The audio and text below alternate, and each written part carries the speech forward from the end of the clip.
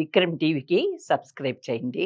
Subscribe to Vikram TV. Subscribe to Vikram TV. Subscribe to Vikram TV. Please like, share and subscribe to Vikram TV.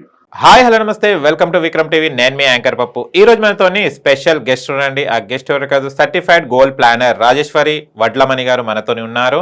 And గోల్లో success కావాలి, మన గోల్కి reach అవ్వాలి అంటే ఎలాంటి plans వేసుకోవాలి, and investment A age నుంచి చేసుకోవాలి, అసలు investment చేస్తే మనకు ఎలాంటి లాభాలు ఉంటాయో ఇప్పుడు మనం రాజేశ్వరి గారిని అడిగి తెలుసుకొని ప్రయత్నిద్దాం. నమస్తే మేడం. నమస్తే. ఎలా ఉన్నారు? సూపర్, బాగున్నాను. కానీ మీ పేరులోనే మనీ ఉంది చూడండి, వడ్లమణి రాజేశ్వరి గారు. అవునండి, రాజేశ్వరితనం ఉంది, అండ్ రాజ యోగం ఉంది, అండ్ మనీ ఉంది.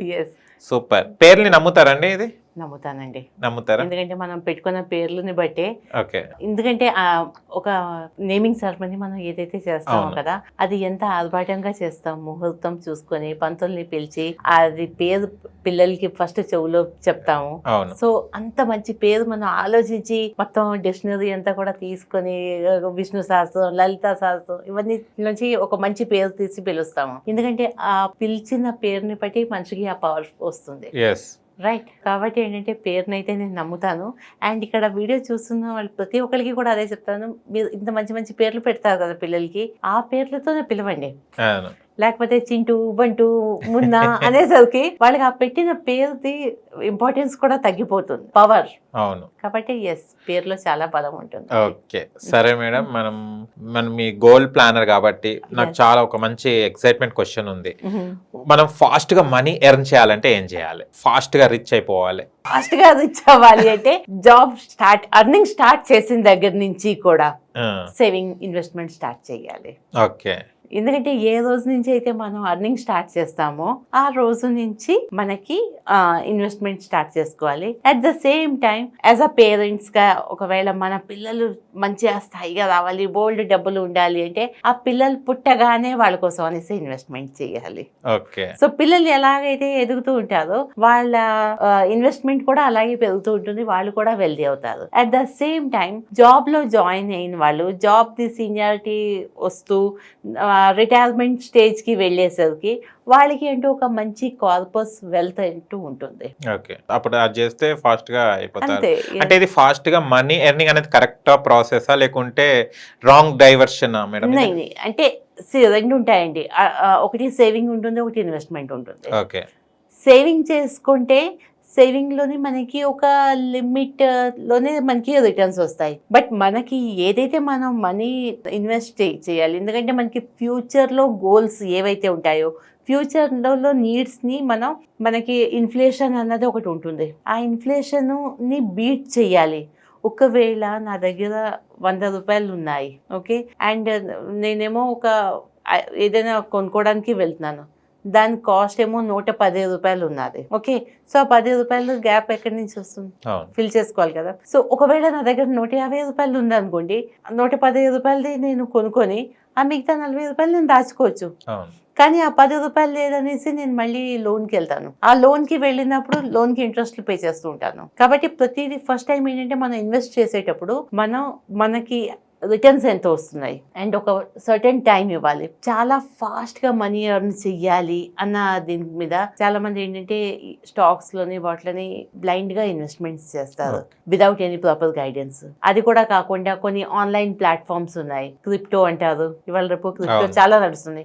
To be frank, as a financial planner నాకే తెలియదు వాట్ ఈస్ క్రిప్టో అనేసి, ఏ కంపెనీస్ డీల్ చేస్తాయి, అది ఎలా కనిపిస్తుంది, అది కొనాలంటే ఒక ప్లాట్ఫామ్ ఏంటి అన్నది నాకు తెలియదు. కానీ చాలా మంది ఇన్వెస్ట్ చేశారు, అండ్ ఇన్వెస్ట్ చేసిన వాళ్ళు కూడా బియాండ్ దేర్ లిమిట్ చేశారు, మోసపోయారు.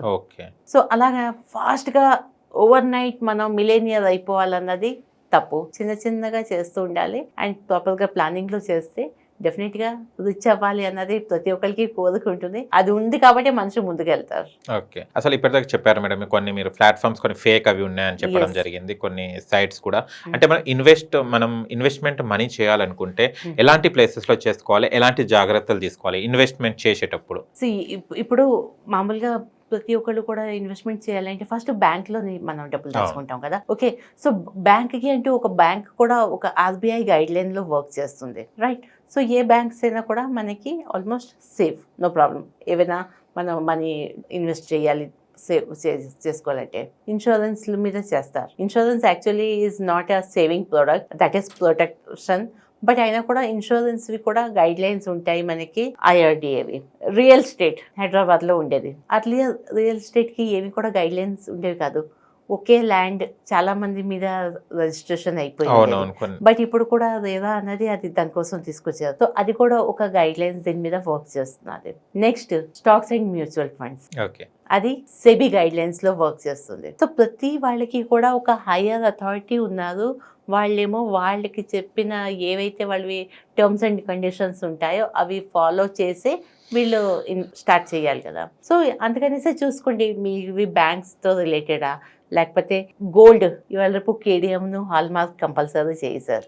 సో ఏదైనా కూడా జెన్యూనిటీ ఉన్నదా లేదా. At the same time suppose investments ఏవైనా ఉన్నాయంటే ఎక్కడ, ఇప్పుడు ఏవైనా కూడా గూగుల్ చేస్తే మనకి ఇమీడియట్ గా వస్తాయి. ఎక్కడికైనా మనం ఇన్వెస్ట్ చేయాలి, ఏ ఫండ్ లోనైనా చేయాలి, ఏ స్టాక్స్ అయినా. కొత్తవి మ్యూచువల్ ఫండ్స్ లో IPOs వస్తూ ఉంటాయి. IPO వచ్చింది అంటే ఫస్ట్ మనం ఏం చేస్తాం అంటే గూగుల్ చేస్తాం, ఆ కంపెనీ బ్యాక్గ్రౌండ్ ఏంటి. సో అవన్నీ తెలుసుకొని మనం ఇన్వెస్ట్ చేయాలి.